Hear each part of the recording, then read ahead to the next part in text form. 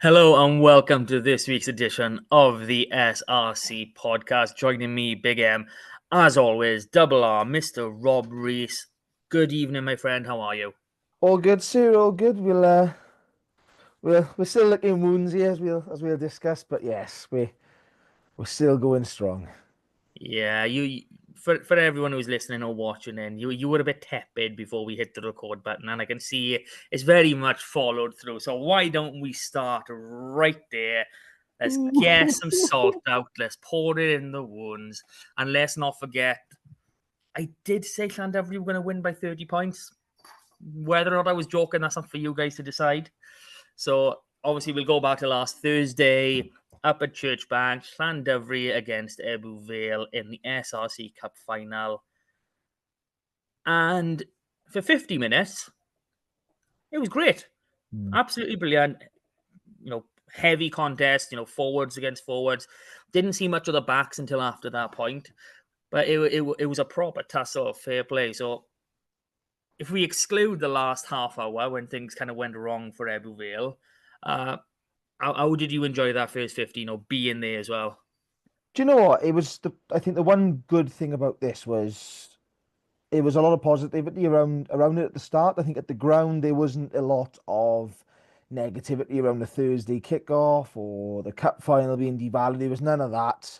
There was a really good sort of vibe. Supporters were in good voice, really good atmosphere as well. It's one of those rare games where every minute adds some good either banter coming from the supporters and chants and songs being sung from right before kickoff. So I think it was a good occasion.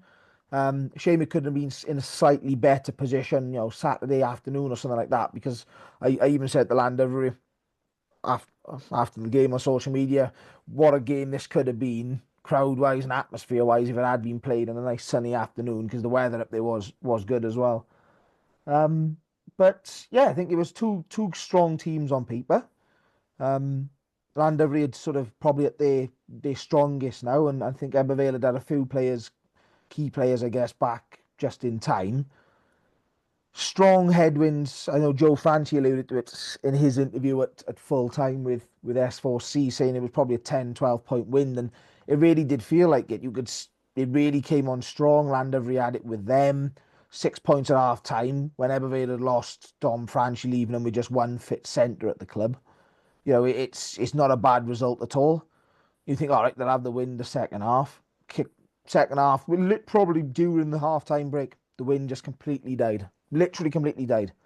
I know Lee Reese has alluded to it too, and it's literally it was Lee was happy with how it had gone for them, taking that advantage. Knew that they'd have to play, against a strong Ebbw Mall, and sort of how the kicking and the territorial game would factor in, and they didn't have to deal with any of it in the end because, like I said, the wind completely turned on its head, disappeared. Like you said, they held strong. Like, yes, there was an early-ish score for Llandovery, but you still felt the game was not out of reach until John Evans steps out the line 2 minutes after coming on, 4 months being out, and does his Achilles heel. And it's for those who aren't aware, he'd literally just been subbed on. So Ebbw had to play the last 32 minutes, I think it was, or maybe 28 minutes, without a scrum half, unfortunately. Um, Yeah, and you could see the difference it made. The rucks were for 5 minutes, 10 minutes. It was like a battlefield. No one really. It was like shouting to try and get people in there. Obviously, as you can expect, no one really trying to dictate the play. It took a couple of minutes just to work out who was going to be coming on and the break in play. Obviously, whilst John got sort of carried off, you could see all the sort of the screws turning at what was going to happen. But Llandovery just did what they do best. Even in our first half, they were all over Ebbw at the ruck, and I feel the referee probably didn't allow a jackal for both sides. The same as I felt he let the maul get disrupted slightly too long, and that was quite summed up with the Ebbw yellow card actually. Um, he warned the player 3 times before the you give the yellow card, and you want to see that sort of the mauls getting a bit of head of steam. You want to see a bit of a fair contest. So there was a couple of areas I felt that the referee didn't let the cup final be as good as it could have been, but yeah, I think once Llandovery smelled blood, that was it. They attacked the 12-13 channel and said Cam Davis, a great young centre, but Ian Evans isn't a centre, and they haven't worked together in midfield either. And you could see the experience in that back line. Lee Reese, dictated the game yet again. We've said his name for me at the moment. He's player of the season yet again. And yeah, it's surprising. Unfortunately, the scoreline probably doesn't reflect the game. As you said, 55 minutes of this game was a reasonably close contest. Something to play for, and it literally run away. Which is this is disappointing for Vale. Obviously, they felt they would have been in a good spot. I guess the hardest part now for them is turning it round. A bit of fixture congestion, going again. But you just get that feeling at Llandovery at home, just a little bit of a different prospect that got away from them. Yeah, it can't be misunderstood how important John Evans going off was. It like Dom Franchi going off early in the first half.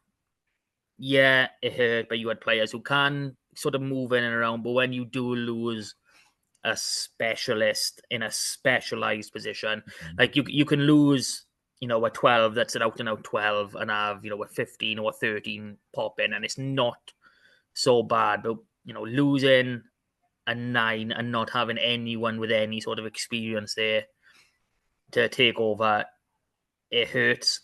And I think it was the Llandovery second try was on the 53rd minute, and it just derailed further and further after that. One thing that was quite interesting, it was the maul battle that you've just said. Both teams got a maul try. Obviously, Ebbw Vale's only maul try in a 39-7 loss, and just in case we haven't already mentioned the scoreline. You had to send in a few backs in there, and even then, it was sort of a kind of appeal off the side. But it was the same when Llandovery scored from their maul. It was the backs coming in and giving that extra shunt. So those forwards, they worked really hard in the week coming up, is knowing that the maul was going to be a weapon against them, and they had to defend it hard. So kudos to both sets of players on there.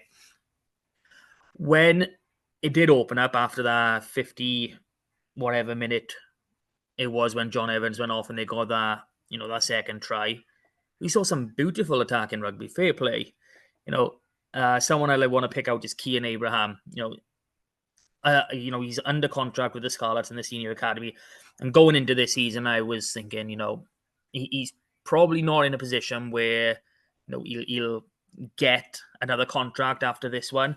But he's been back in like 3, 4, 5 games, and he's been absolutely outstanding. And to take a try the way he did in a final, I know you can say the pressure was a bit off, but I think it was 25, 27, 7 at that. So there was obviously still time for Ebbw to come back, so it wasn't dead in the dust mill. But to take that ball out wide, run down the line, chip and chase over, and collect your own ball for the goal, it's brilliant. It's what dreams are made of.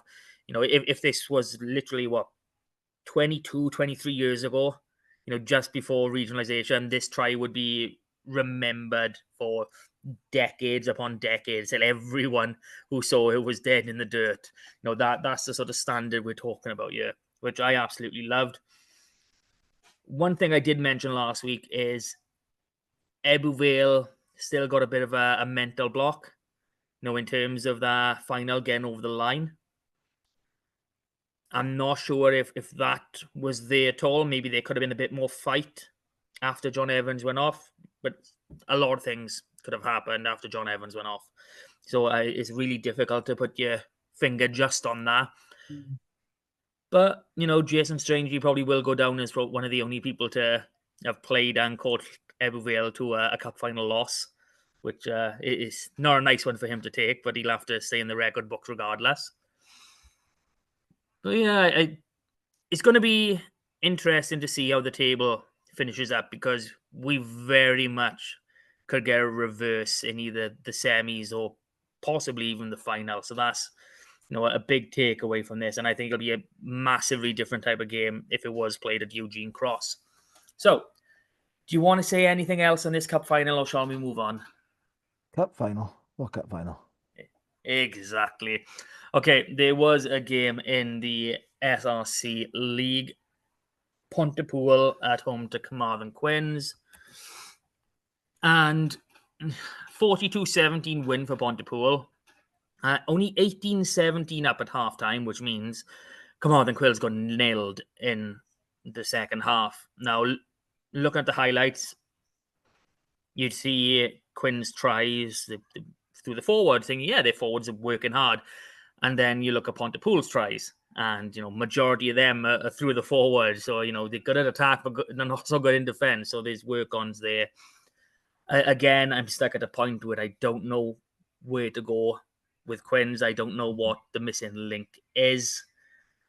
How are Pontypool feeling after this one? Yeah, probably quite good. It's one of those ones. It sort of wasn't a lot of talk around this one. There's a lot of talk about the Pontypool Newport fixture coming up, and quite rightly, a lot of talk was about the cup final for last week. But all Pontypool can do at the moment is chase Newport down for that fourth spot. So obviously, the big clash is coming up, but 6 points is what you need. At half time, when 1 point in it, you're sort of thinking, this is tasty.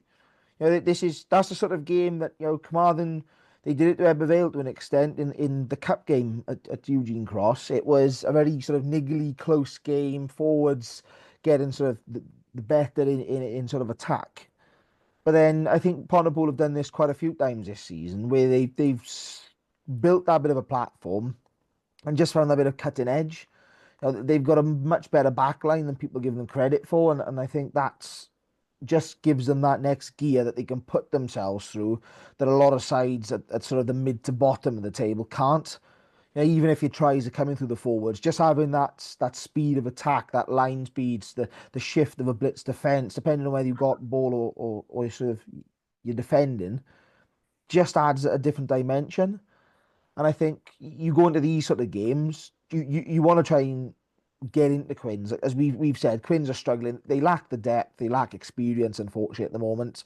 They're probably in a second year of a massive transition, especially up front, because they had a very experienced pack. We go back 3 years ago, and probably six of that pack were at 30 or over. Now, it's the other way around. They're 25 and under. And you take into consideration the experience of forwards that Pontypool have got, like Scott Matthews, Mike Yerberts, Morgan Allen this season. They're 100 years of bloody age between them. You know what I mean? Comfortably. So it's one of those sort of ones where you look to that sort of leadership up front, and that's a sort of the difference. Pontypool knew how to sort of grind their way, not that they had to grind out the result, but grind their way to the point where they can let loose, and they did. For them, it's a very big win. 6 points out of six is yet another basically big green tick. They're doing all they can. And yeah, I think for them, it gives them a bit of a confidence run heading to a crucial fixture now this coming week. But also, I think for Quins, it's probably a very interesting point in terms of what it's telling us. Not many of the bottom four or bottom five, depending on how you want to look at it, are being slaughtered. Quins are at that sort of stage at the moment where you're thinking they could take some hammerings from everybody they're playing. And unfortunately, when the bottom four go into the prelims, it certainly wouldn't surprise me if they lost to any one of those other three sides that are in there, because at the moment they're in that rut, and I just don't see them getting into the quarterfinal stage unless they pick up a big win in the prelims. Yeah, I'm kind of with you on that one. I'm just looking at their fixtures for the rest of the season. RGC at home this coming weekend. You've got to travel to Ebbw, Bridgend up at Carmarthen Park and Newport. So there's a couple home games in there. Well, more than a couple, I should say. Or is it a couple? I don't even know what I'm saying I anymore. think it's a couple of years Three ago. by the looks of it. But yeah, it is really hard to see where any sort of win comes from, and they're languishing in ninth at the minute. Yes, there's a bit of a gap between them and Swansea of 11 points. So I don't think Swansea can recover that at this point. But regardless, they're looking at playing an away fixture in the prelims, and Yeah, yeah, that's the thing. We said about Pontypool look really good at home. Are not similar in that extent, but Quins are completely the sort of the way of when they go on the road, they really struggle. They really do. You look at the 6 pointers that Quins have had against them on the road, and unfortunately, they're in that position down the bottom. You're not expecting lots of away wins when you're down that sort of half of the table. You've got to be competitive. You've got to be picking up 4 tries in high scoring games. You've got to be sticking around 7 points. I think if it wasn't for Quinn's first month leading into the international break back in the autumn, Quinn's are in Swansea's position. That's Yeah, that 11 point difference is they had a really good run. Lewis Morgan was top try scorer for that first couple of months. He got injured, spent a long time out, and obviously it's not that it's a one man team or anything like that. But that bit of momentum, with the autumn international stopped, you lose your probably your best player, your most informed player, and you could just see that bit of confidence disappear. And unfortunately, that's what they need at the moment. Is a bit like Swansea. They just need that bit of a grind out win to get them going again. But where does it come from is probably another question. yeah. Like I've mentioned repeatedly, they lost Tom Phillips literally first game after the autumn as well. Their captain, so that doesn't help. They haven't seen as much of Charlie Titcombe as they would have probably hoped, considering how well he's played last season and in his couple of cameos this season. I think that's just It's it. They've lost a lot of the support. Like you said, Titcombe from the Scarlets, Badham to injury.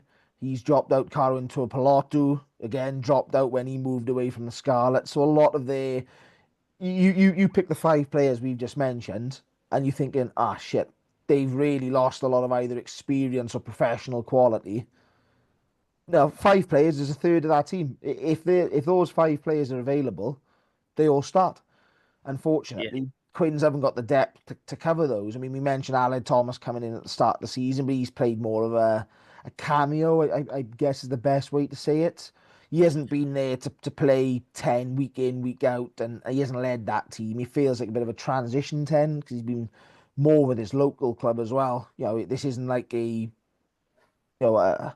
permanent signing that's playing 25 games this season.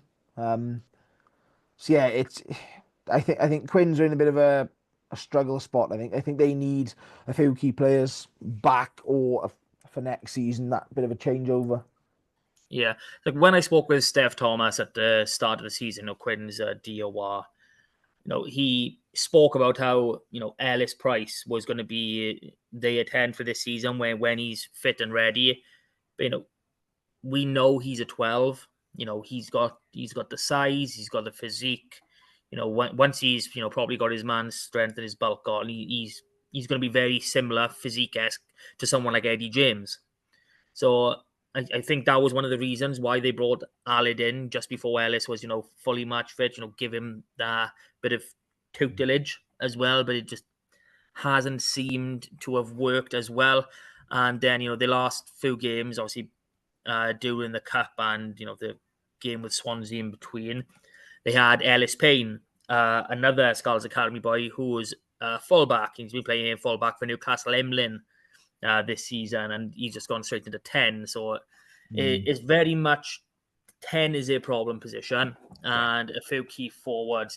Now, as a solution, and I don't know if this was something that Scarlets would look at, you've got a few boys in Llandovery who, they play well in a dominant pack. You've got people like Harry Thomas, Josh Morse, even Gabe Hawley this season. Now, maybe an idea, maybe chuck them with Quins. It'd be probably good for their development as well. Yeah, Just it's in a backwards going back to see if they can it's change things. it's not a bad solution because you look at allocations this year, and I'm sure I've got my figures spot on when I say Llandovery have had 15 players allocated across this season. Um, If you include the under 18s players they've had, I yeah. think they've had 16 turn out for them. So I mean, you remove a couple of those that maybe you wouldn't put in a losing side, a struggling side, But you think, yes, you're gonna have your regulars, and some of the boys at your Jack Davis are not overly regular for Landovery, I guess. But there's enough round there that you can split that apart and sort of divvy it up. You got to play savvy. Landovery have probably got one of the strongest squads outside of the academy allocations. Quins have probably got, I would say, the weakest on paper. It is the weakest squad, um, in my mind. Therefore, I'm not saying Quins have had a poor allocation. They've actually had a sizable allocation compared to some clubs. Um, 4 or 5 in their match day squads the last sort of couple of fixtures. But can we be a bit smarter around, the SRC is supposed to be player development, players like Gabe Hawley, yeah, he's young, so he doesn't have the experience that they need, but he adds that sort of position that they have been sort of struggling with this season. That sort of big prop that just, he's going to carry, he's going to solidify the set piece. And I just think if the Scarlets can just be a little bit savvier with their allocation of clubs, I mean, they haven't got a ridiculous amount of clubs to spread them across, so you're going to have some nice riches. Llandovery are not going to be left under strength. I mean, you wouldn't want to weaken one side significantly, but I don't think you weaken Llandovery realistically at all No. by I mean, making Quinn stronger. we will talk in more detail about the allocations, probably once we're getting into sort of semi-final, final week, probably look and see if we can get some info on who's going to be involved next season. But, those 16 players that did turn out for Llandovery, I'll going to go out on a limb because I did look at it, but I've completely forgotten. Vast majority of them didn't make it to 4 games, and there's quite a lot of them on one. So it's a funny way of doing things. Players only having 1 or 2 games, and even then spread out. So there's balance to be had, and there's more things that can be done. But I'm just gonna leave that where it is for now, and we'll come back to that probably in about a month or so time. So if this is roughly the halfway point, if we Hey. can call it halfway, we're done with the reviews. So like, share, subscribe, recommend a friend, anything, give us a bit of engagement. Rob will talk your ear off if you just drop him a comment on any socials. Tell Bit me of a anything. media whore, if I'm totally honest with you. But yeah, let's keep it going. So Half time sparkling, water, not ooh, wine. ooh. So shall we start with a Thursday night game, or should we finish with a Thursday night game? I'm giving you the floor. Do you know what? We've got a bit of team news. Let's leave it till last and we can delve in properly. Let's hit the Saturday games. We've got a full fixture list this week for what seems like the first time in ages, I'll be honest. It really is the first time in a long while. So let's go back to try and find out when it was. And it was the 4th of January. Jesus. Christ. Only once this year we've had a full round of fixtures. There might have been 5 played on a week with, a rearranged game, but not a planned. Actually, we are right. There was a week in January, I'm about looking at the 26th, where Bridgend and Newport were the two bye teams and they played in round one of the cup. So that, again, that's January. Yeah, it's still stupidly long when we're talking end of March, last Saturday in March. So season needs fiction, season structure needs fixing. Again, not for tonight. It'll take way too much time. So first game I've got up is Aberafan at home to Cardiff. Now I'm going to put on my John hat, and yeah, Aberafan are going to walk this, boys. Hey, We got a strong pack. All those Cardiff boys they've got really really good backs, but I think I'll pack into it. So, but God's honest truth, I wouldn't be surprised to see Aberafan do it. Cardiff. I don't know how the result against Llandovery is going to affect them. Going up there, are they going to be walking around thinking, "Yeah, we're top, we can do it," and you get kind of hit back down to earth next time you walk out in a proper competitive match, because the cup was done for them at that point. And Aberafan are a solid side. We've seen them pull off a good few results. They keep things competitive even when they don't pull off the result. So yeah, this is probably one of the more even games of this round. So take it away. yeah, do you know what? If both sides were fully fit, I probably would be really considering an Aberafan win. And I think there's probably one factor here that removes it for me, and that's Aberafan did their little injury update at the start of the week. And the usual front row of Rowan Jenkins, Luke Davis, Geraint James won't be in this game.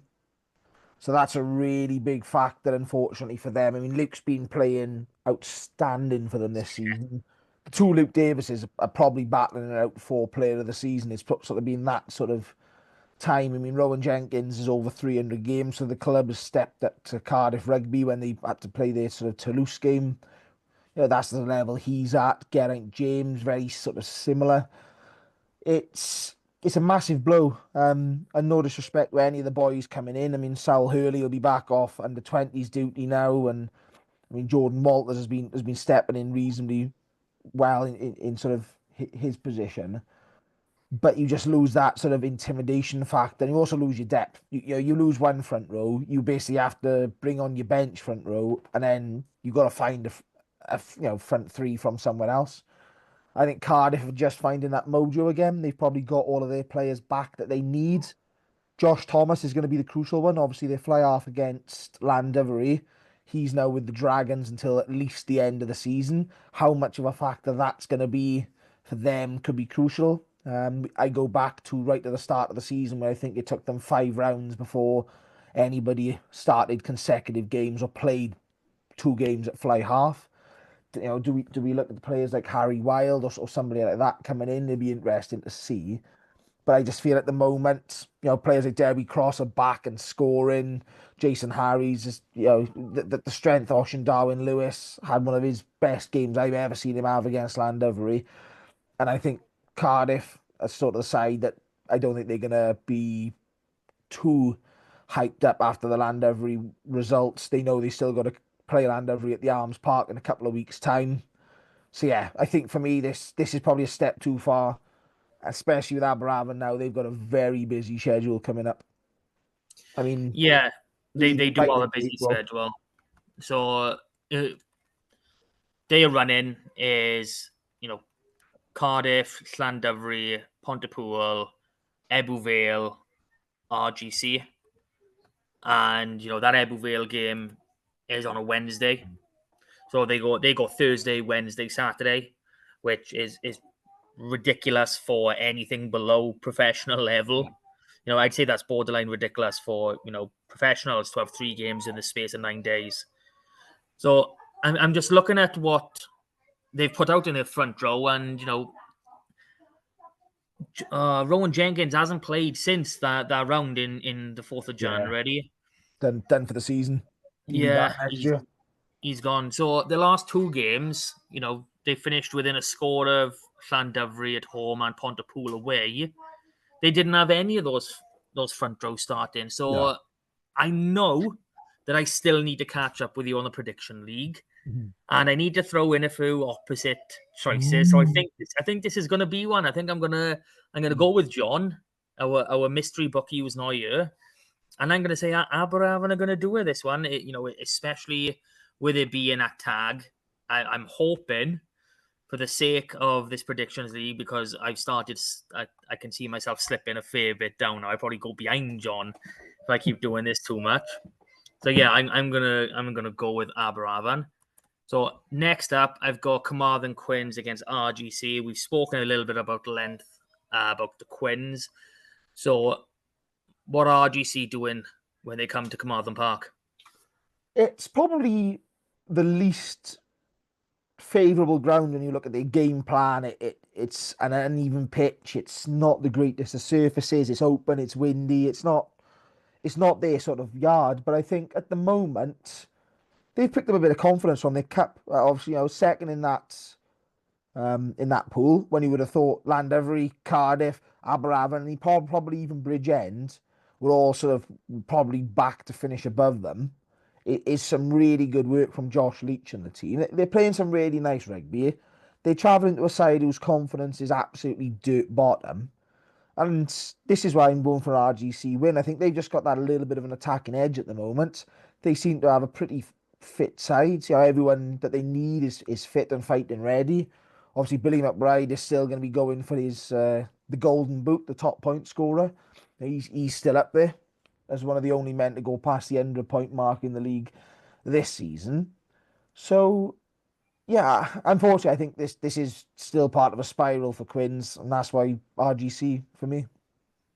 Yeah, I can't see any different. I wish I could If I could have picked any game to go against you, because I knew you'd end up going RGC in this one, it would be here. But I have to agree with you.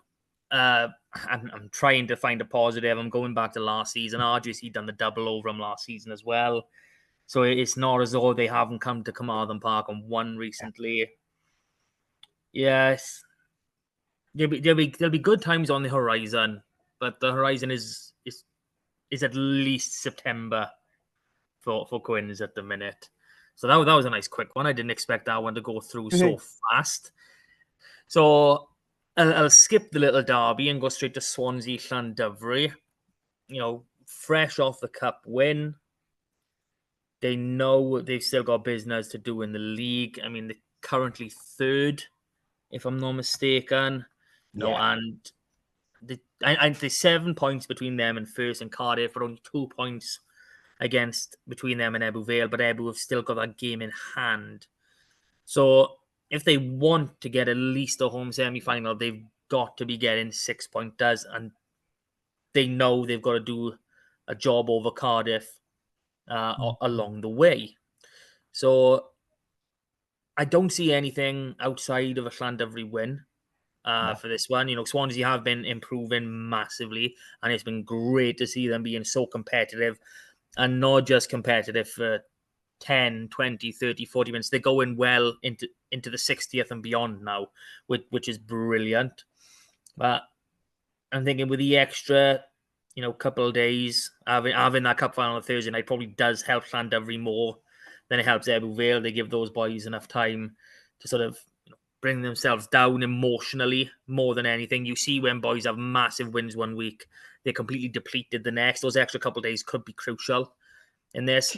Do you know what I think that helps land every year is you come out of a battle bruising a big cup final. You've got the likes of Cardiff coming up, Aberravon coming up. This is such a nice fixture. Like, don't get me wrong, you can't count off St Helens, you can't count off Swansea at home, all of those sort of factors.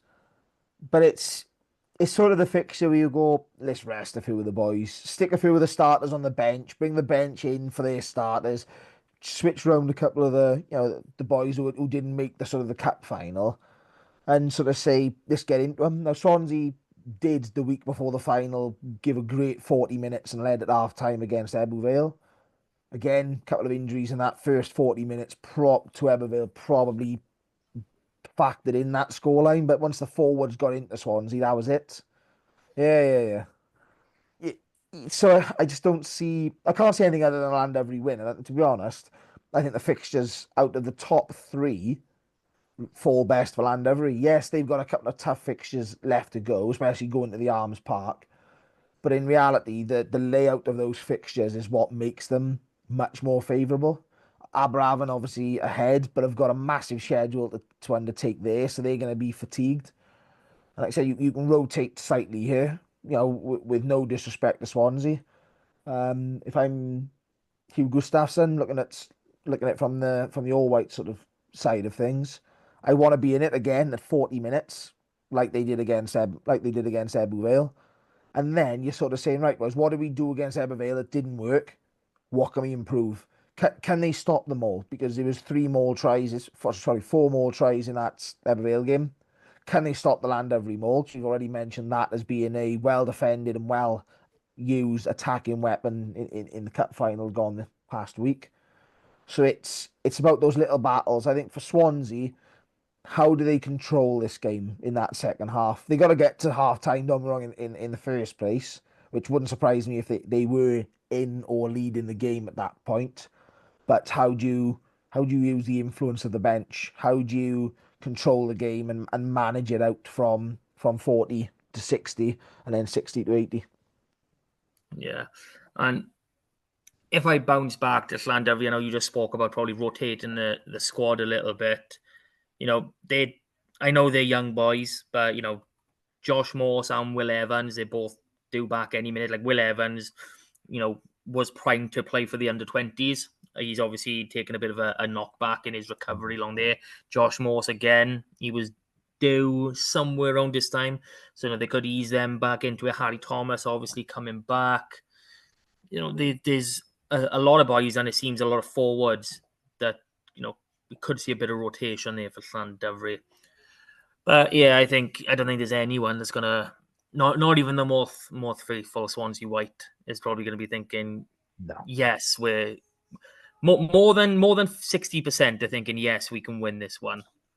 But that is what it is. So on to the final Saturday game. We have let me get this right because I don't want to mix up what we're round to play, and that would just be absolutely terrible for somebody. Newport at home to Pontypool, another derby in the Dragons region. Why are there so many derbies in that region? I just can't figure it out. Do you know this is one of those? It feels like a big game. Feel this. Obviously, we had the reverse, well, not the reverse fixture, but the cup fixture at Spitty Stadium. I think this is at Rodney Parade. Yeah, So obviously, it adds that sort of big game feel. The cup didn't quite have that atmosphere. It felt very subdued at the ground. petered out. Speaking to a few people that went down, everyone sort of had acclimatized to that was basically a not a warm up game or a run through game, but the result was were done elsewhere. This has real serious implications because I feel if Newport win this, that's the top four done and sealed. You can decide the order, but the top four are done. If Pontypool win this game, I think and I think Pontypool could very well take that fourth spot. Because of the running of the two sides. I mean, there's still a Newport Ebbw derby to come because I know you like your Gwent derbies. Again, that's at Rodney Parade as well. If you're at the Newport Marathon on the Sunday, it's the same day.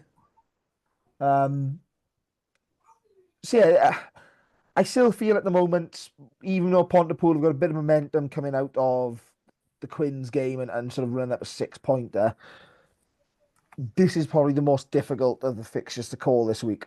Now, do I go with a side that's on paper are good, maybe a bit weaker away from home, but have got the better form? Or do I go for a side that can call on some serious strength from the Dragons? They're at home. They do have good pedigree in sort of these derby games, as they showed, with a comfortable win in that Cup Round 5 game. And that's why I'm probably leaning Newport. So that's what I've gone for this one.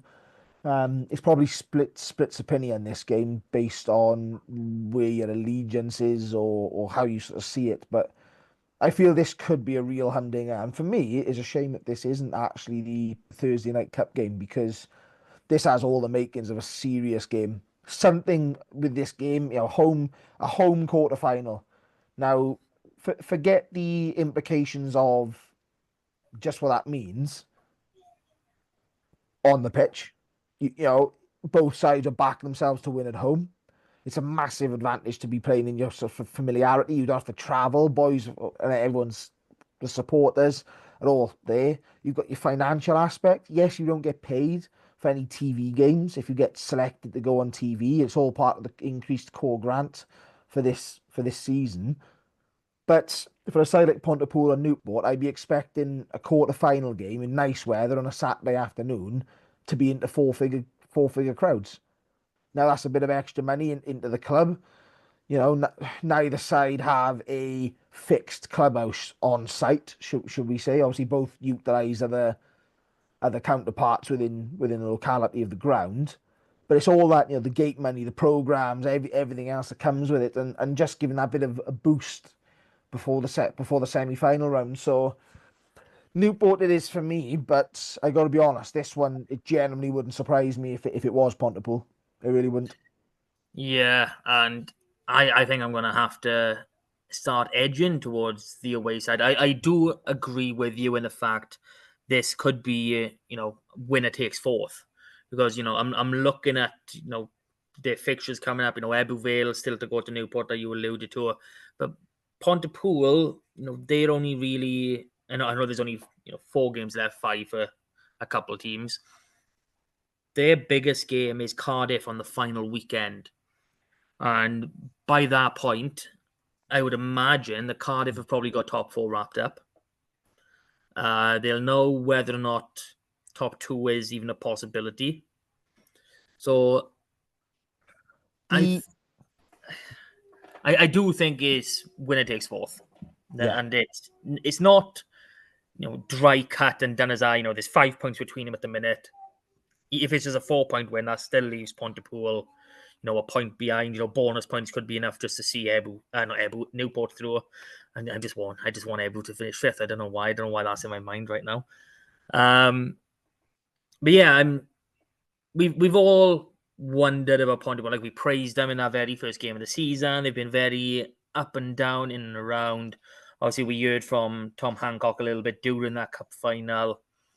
But yeah, I'll back Pontypool. Why not? Because even though they did get that cup win Newport in this exact same fixture, it didn't seem like there was anything really right. Even though there was something riding on it, it didn't feel like there was anything riding on it. And I think you've nailed it with the way that the table works as well, and how it's the mental thing. Like I said, 5 points between the two sides. Obviously, Pontypool were 11 points behind before last week. They took that 6 points. All of a sudden, this game is like another game in hand. When you play someone that you can overtake, I mean, let's assume that there's only a 4 point margin and Newport's get a point. All of a sudden, that 5 point gap goes down to a 2 point gap. Basically, then it's you don't even have to worry about overtaking them with a win or anything like that. It's battle of bonus points. So if they do drop a result somewhere, that's massive implications, because you could well throw your entire season. yeah, and we know teams have capitulated in worse ways than just dropping from fourth to fifth. Yeah. So that's going to be a nice one to go through. So that brings us to our final game, which is the earliest game, the first game we're going to see, and we get to see it live on Teledu. It is Ebbw Vale at home against Bridgend. Now, got a bit of team news to share. So, like you stated, Ebbw are down to one fit centre. Or are they? It seems that Harry Wilson of the Dragons has decided, you know what, I fancy a game at Eugene Cross, sunny Australian weather, playing games all day. Just, it doesn't work for me. I want to come on a very brisk spring evening. And Ethan Phillips is also back as well, isn't he? He is. It was interesting speaking to him quite a few weeks back, and he was hoping to be around for this fixture. Whether it's been accelerated with the loss of Dom now for this week as well, that doesn't look like it's going to be a long-term injury, obviously with all the concussion protocols and stuff like that the clubs are going to follow through.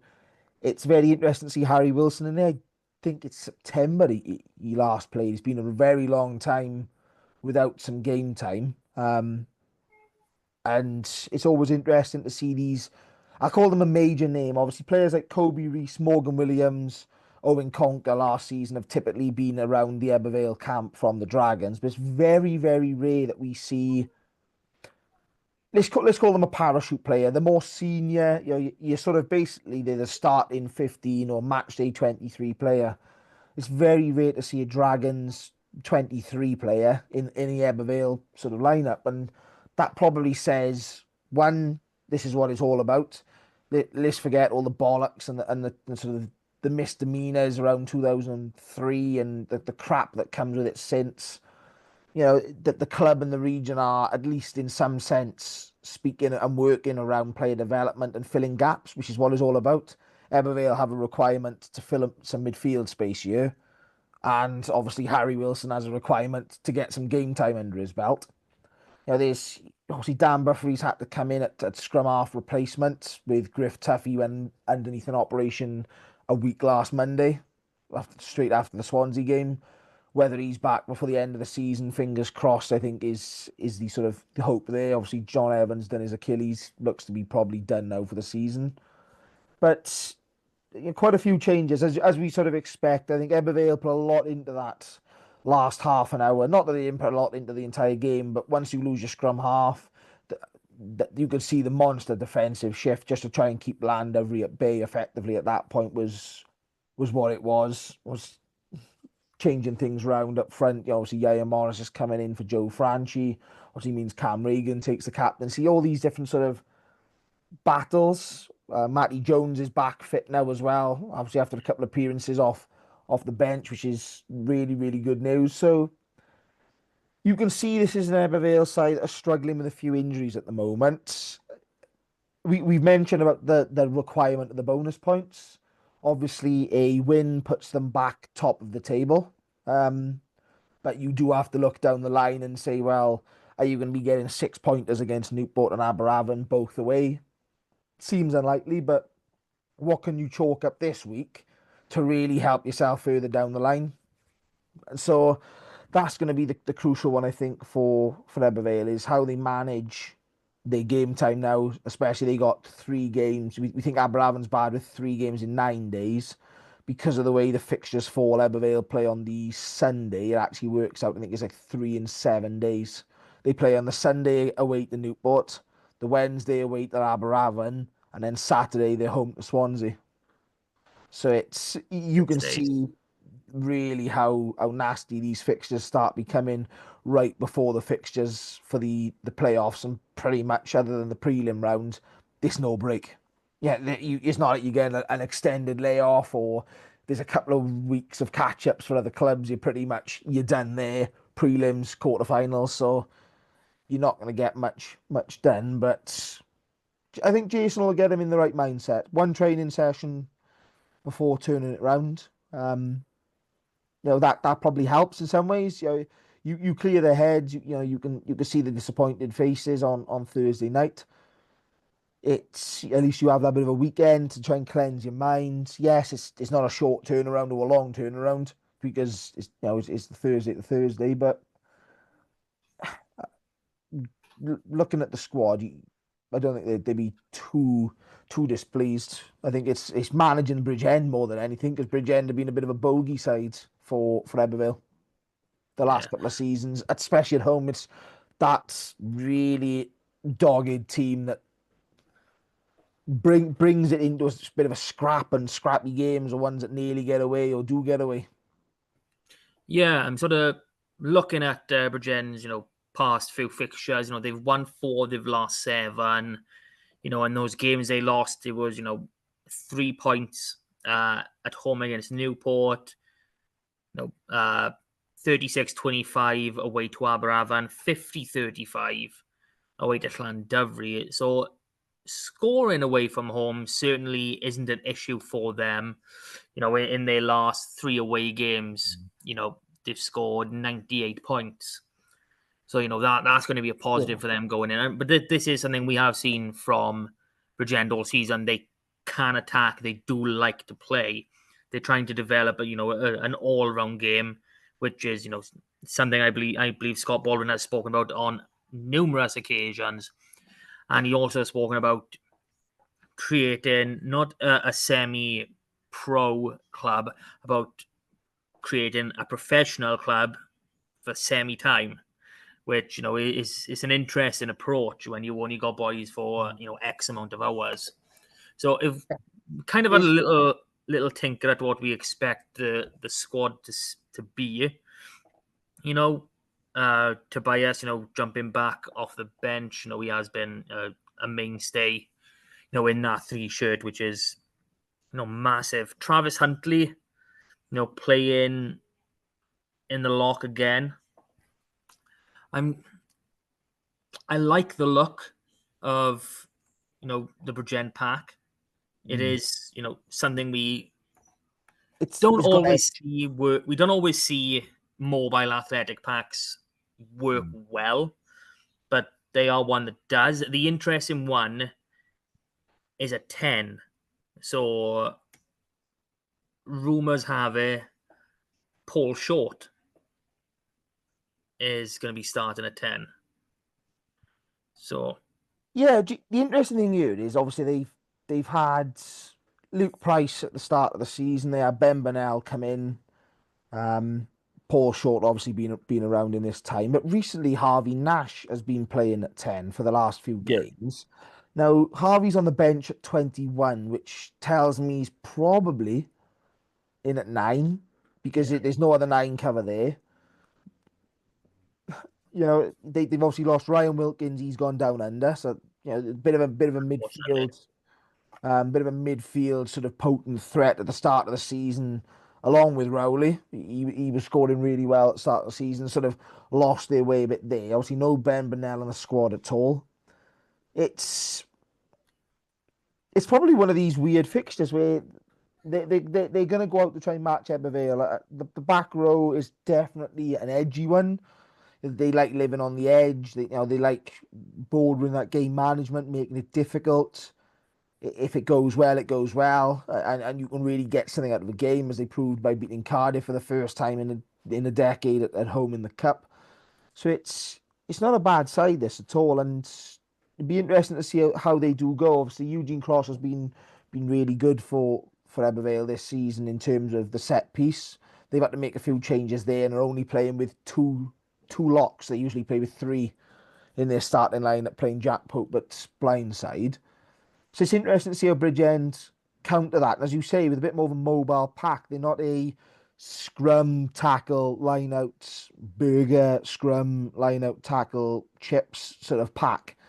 They're very much let's pick the ball up, and they're not just a first or second phase option. They're 4, 5, 6. That they really do recycle not just the ball but the players really well in an attacking scenario. Whether that's something that they're going to try and do is trying to sort of play Ebbw in a bit of a fast, open paced game. Um, try and get into the lungs a bit. Obviously, they've had a bit of a rest and sort of work on a lot of stuff. So it wouldn't surprise me if we see a few different line out combinations or some out of the ordinary attacking options from Bridgends. They've had a few weeks to work on those on the training park, but I'm interested to see how this one goes. Like I said, it's on S4C. It's on the cameras.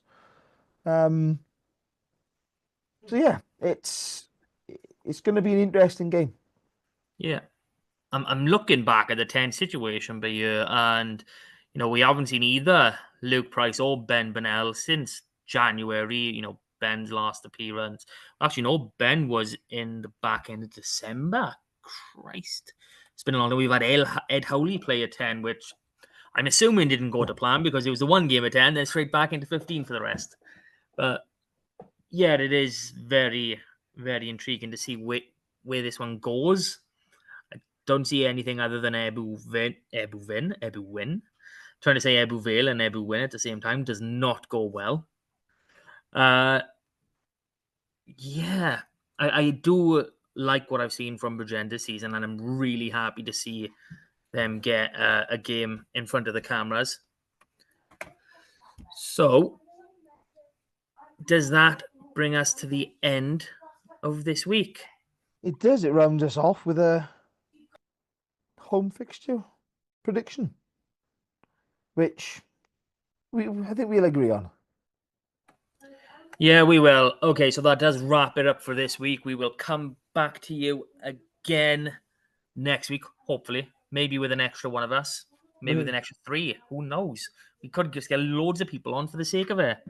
Who am I kidding? Who wants to talk about SRC rugby on a Wednesday night? Everyone does. Okay, thank you everyone if you made it this far for listening and putting up with us. We hope you stick around for a few more weeks, at least until the end of the grand final. So thank you for joining me, Rob. Thank you everyone for listening. All my pleasure. We'll go again next week. Cheers, Bye, all. everyone.